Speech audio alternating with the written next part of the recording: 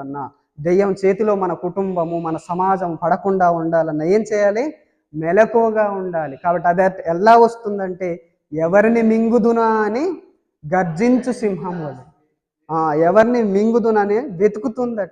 ఎందుకు వెతుకుతుందంటే, దానికి దొరకట్లేదు. ఎవరిని పాడు చేయాలి? ఎవరిని మింగేయాలి? ఏ కుటుంబాన్ని కూలదొయ్యాలి?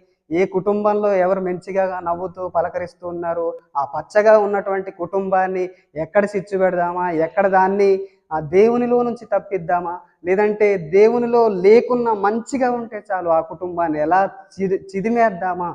లేదంటే ఎలా వేరు చేద్దామా అని ఆలోచిస్తుందట. ఈరోజు అనుకోవచ్చు మనం, ఏదో దేవునిలోకొస్తేనే అది పాడు చేస్తుందని కాదు. ఇగో నువ్వు దేవునిలో రాకపోయినా మంచిగా బతుకుతున్నావంటే నిన్నెక్కడ కూడా అది మంచిగా ఉంచదు. ఎందుకంటే ఆ కుటుంబాన్ని కల్లోలం చేస్తుంది. ఆ కుటుంబాన్ని చిదిమేస్తుంది. అది దెయ్యం యొక్క ఉపాయము. అది దెయ్యం యొక్క